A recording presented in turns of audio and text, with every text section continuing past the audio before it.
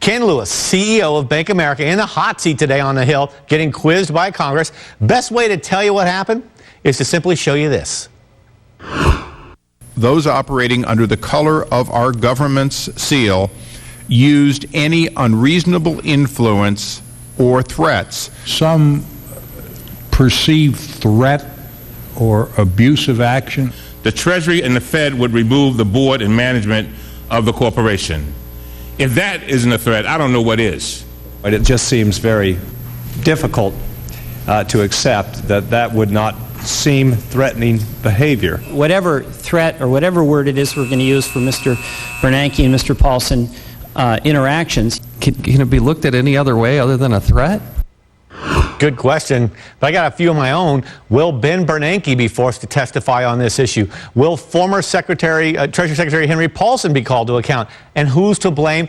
And will anyone be charged with perjury? I mean, that's actually possible here because of previous statements that they made. Let's find out if we can get to the bottom of this. Representative Jim Jordan is a Republican from Ohio.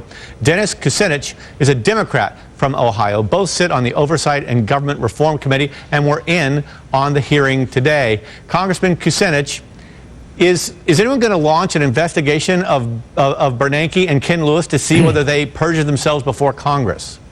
Well, today's hearing was about Bank of America and Bank of America's testimony about how it got to where it got, where it collapsed. And the fact of the matter is, well, there's a lot of talk about threats, and we must call the Fed in to testify. Today, we focused on Bank of America, and frankly, Mr. Lewis has not yet been able to explain how in the world he took his company down with the Merrill Lynch acquisition and didn't give his shareholders the information that they had a right to on December 5th. So, you know, that's one part of it. The other part is this talk about threat, but we need the Fed in to try to establish exactly what happened. Oh, so it sounds like you are saying, Congressman, that Bernanke will be called?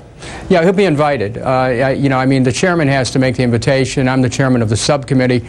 But I think that based on the way events are going, that I think you could safely predict that the Fed will be invited to testify. Invited but not subpoenaed. Well, that'd be a little rude. When people decline an invitation, the next step is you subpoena them. Okay. Congressman Jordan, what do you think? Do you need to hear from Benjamin Bernanke on this? Most definitely. Ben Bernanke, Hank Paulson, and frankly, Tim Geithner was involved in this too. Today on the witness stand, I asked Mr. Lewis about the initial meeting they had back in October, right after the TARP program was passed. On October 13th, the 9 CEOs of the biggest banks in this country were called to Washington, D.C.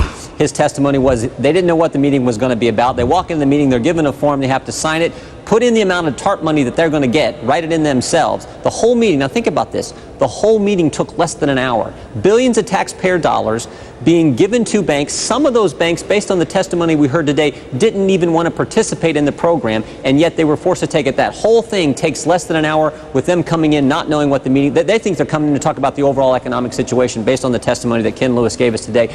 This is scary. We definitely need Ben Bernanke, Hank Paulson, and frankly Tim Geithner, who was part of that October 13th meeting. We need them in front of this committee, setting the record straight or giving us answering our questions, because it definitely looks like there were threats, both potentially at that meeting and then subsequent meeting in December when Bank of America was thinking about backing out of the Merrill Lynch deal, and Hank Paulson and Ben Bernanke told Ken Lewis that he better go through with it, right, or he'd be gone and his board will be gone. Okay, Congressman Kucinich, what is your bigger concern here? That I don't want government threatening some private enterprise and they did a deal they wouldn't have done? Or is it that I don't want Ben Bernanke or Ken Lewis lying to us in Congress when we call them for and ask them questions, they end up kind of saying something that later with emails looks like it may not be quite true? Well, you know, all the things you've expressed are concerns of mine. Remember, I voted against the bailouts. And when I first heard the report that Bank of America was forced into its decision to acquire Merrill Lynch, that concerned me greatly. I talked to Mr. Jordan about it. We agreed we should move forward and try to get the facts. But here's what we found out. We found out that Mr. Lewis knew that Merrill Lynch was in trouble. He did not inform his stockholders of the situation of Merrill Lynch before they took the vote. And it appears that notwithstanding whatever the Fed did, it appears that Mr. Lewis was trying to blame the Fed for a decision that he made and where he didn't properly inform his shareholders on the cost of the takeover of Merrill Lynch. Okay, and Congressman Jordan, this idea that Ben Bernanke, who did say clearly, I believe in a congressional hearing, in no way Did I, press or threaten? And then these emails came out where people are talking about what Bernanke said. I mean, might Bernanke be charged with any kind of perjury? Might he have to step down? We don't know that, but we definitely need him in front of the committee based on what we heard today answering questions. My bigger concern is this unprecedented level of government influence in the private sector. I mean, think about it.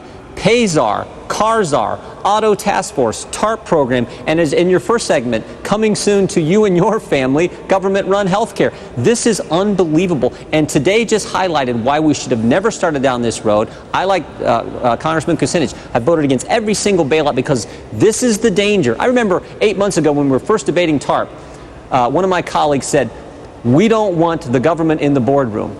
We've flown right past that point because today we have General Motors 60% equity stake the government with a 60% equity stake in General Motors and a majority of the board that they've appointed. I mean, it's unprecedented where we're at. We have to move back in the right direction. Okay, gentlemen, Congressman Jordan and Kucinich, thank you for being with us. I was supposed to wrap you like 30 seconds ago, but frankly, I'm afraid to interrupt any congressman these days, and you'll see why later in the show. Tune in if you can. Thanks, Dennis. Thanks for being here, guys. You bet. And next up tonight, the members of Congress who had big money in the firms getting bailout money. No wonder they were in such a punitive uproar.